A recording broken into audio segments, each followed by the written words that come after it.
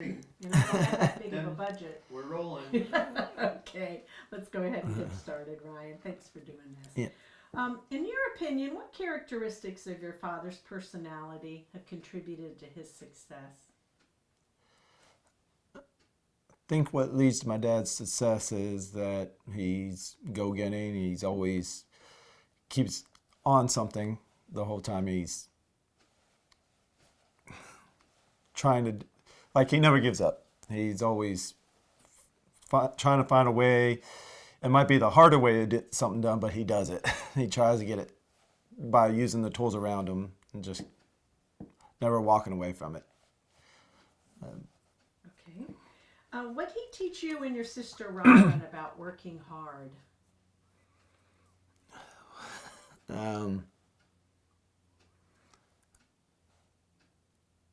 The way my dad taught me, my sister and I, how to get stuff done was whenever we had something to go on, something to get to, or have to get done, he let us try to do it, step aside, won't help us, and he just let us fail first, and then he'd go over there and we could ask his help, and he would put his hands in there and teach us how to fix the problem or show us ways to get around it. That way we learn and kind of learn more about what we're trying to do, and wouldn't let us quit and just keep us going until we got it fixed and we understood what was going on. Right. Your mom said he loves to tinker. Oh, he does tinker. He loves to tinker so much that he destroyed a lot of things trying to tinker it. Well, every time he took something apart, it's 50-50 if it's ever going to work again. But everybody keeps telling us that, and it's amazing that it's so successful. Right. We've heard about go-karts when he was younger. And Oh yeah, your aunt Susanna told us about the go-kart he made when she was a little girl and she didn't put brakes on it. Oh, yeah. And the nun. Yeah. I was like, oh my gosh. Okay. Yeah, he's done a lot of things to, like, he would have me go tape up some, he'd tell me the power is off. I had to go tape up some electrical work. And the next thing I know is when I touched that wire, it was in water. I got shocked and pushed back 5 foot. It was 240. And I came into the shop and my hand had tape melted to the skin. He just started laughing and scrubbing this tape off under the water. He turned into EMT. Oh, and that's the other thing. He loves being the EMT work. He talks all the time about how he used to volunteer and do EMT. He likes to think he's a doctor with super glue. That's how he fixed half the things, super glue. Good, good. Provide an example of how he encouraged you and Robin to follow your dreams.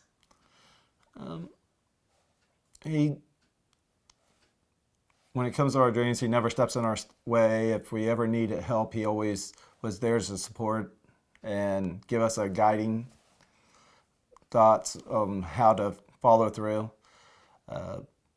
He's always been generous and kind to my family and my sister about trying to get done what we want to get done in life.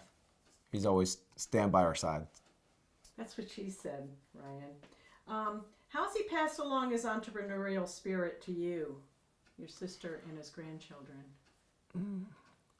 I think it has a lot to do with the way he succeeded and the way he taught us how to, like I was saying before, he taught us how to try things first, and if you need help, I'll be there to help you, or I'll help guide you, or we'll try to figure out a way through it.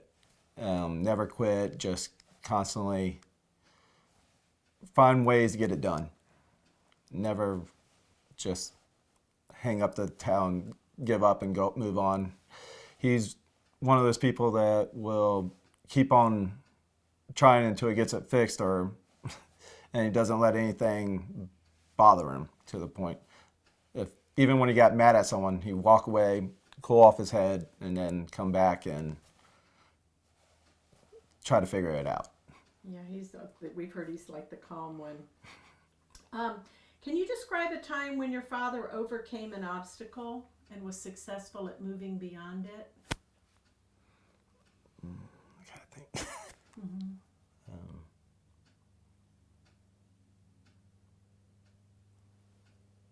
It's okay if you can't. I can't think of anything right now. I mean, there's probably tons of things, but I just can't. And somebody told us that he doesn't see things as obstacles. That was wrong. Yeah. He's a fixer. He likes to. Mm-hmm. Yeah, everything's kind of an obstacle when it comes to him, though. Get up in the morning, I think is an obstacle for him. Okay. What are some of the qualities that make him a caring grandfather? He loves to teach the kids new things. He loves to share ice cream with them. Like with my daughter, he loves to play the organ with them and teaching them, and he gets so excited when they start picking it up. He really is comes like another child when he's playing with the kids, and he loves going out and feeding the fish at the lake and trying to teach them to say "gosh darn turtle" and stomping their feet when they were little. He's very hands-on with them and enjoys being and teaching them things. That's so nice. That's so special. Gosh darn turtle. I think it comes from my oldest nephew when there was a turtle out there. And he's trying to scare. My dad was trying to scare the turtles off because they kept on eating the food from the fish, and he said, "Gosh darn turtle," trying to scare him off the dock, and then my nephew started repeating it. So it was like his first words.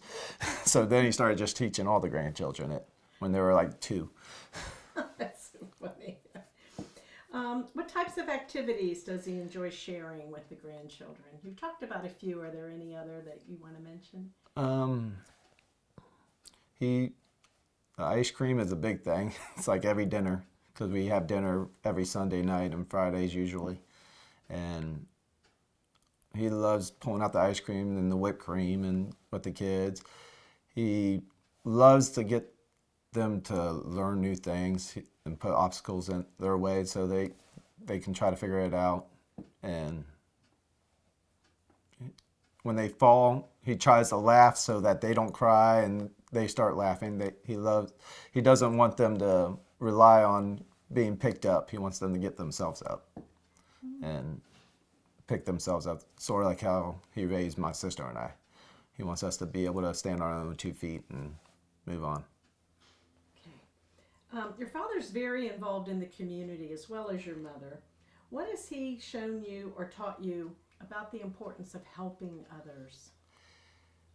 He always, ever since I can remember growing up, would try to push us into helping other people. Always, even when he didn't have a lot of money, he was very giving, especially to the church and to anyone that looks like they're in need. He would be very quick to go over there, help them up, or if they needed a helping hand for food or something like that, he's very quick to hand out, and pushed it on to my sister and I to always be that way. And ever since I can remember, he's always been very generous with his money, even when he didn't have it. That's what everybody has told us, Ryan. What's the best part about being Bob Stork's son?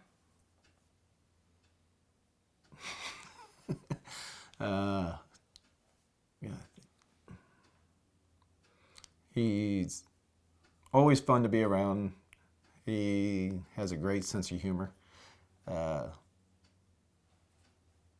And there's a lot. I just can't. Being put on the spot is kind of hard. That's okay. He's always there for you.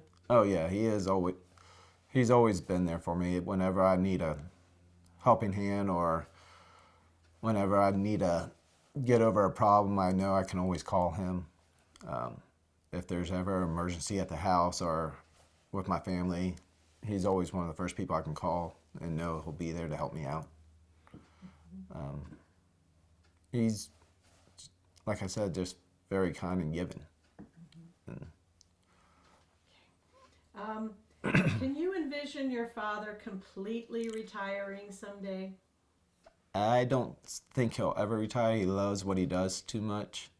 that he's always gonna, even if he cuts it back to a little bit of time, I think he'll stop for a minute, but then he'll start picking up and being there more and more, and then he'll try to stop, but he'll never completely retire. He just loves it too much. You know, this isn't one of my questions, but you're in a unique situation where you are working in a family business. Tell me how you started working and how you had to kind of work your way up, didn't you?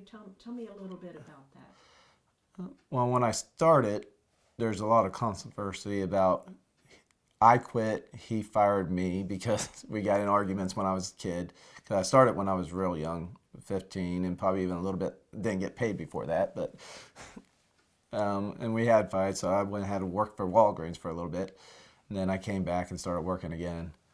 And I started sweeping the floors, doing installs, and then after I graduated high school, I traveled and worked in installing the system for like the state of Florida, FPNL. And then finally, we got discussing, and he helped me go to school. I went to school for a while. And after I graduated from college, I came back, and it's just been step by step. There's no jumping the gun. I started as an installer and worked my way up to system tech and soon to be engineer. So just had to slowly work up. There's no, with him, he doesn't do anyone any favors by you're my family or anything. No, if you're my family, you actually got to work harder than anyone else to prove yourself. He's not going to let anyone have a free ride. Mm-hmm. Anything else, Ryan, that you wanted to say, or you feel like we need to go over or cover? Not that can. I don't know. I get clamped up on this kind of stuff. I think you've done an amazing job. You've done really, really well. Anything, guys? Monique? Jimmy? No, I think we're good. Good? Yeah. Okay? Right. I think you're through. Now take your mic off because it's still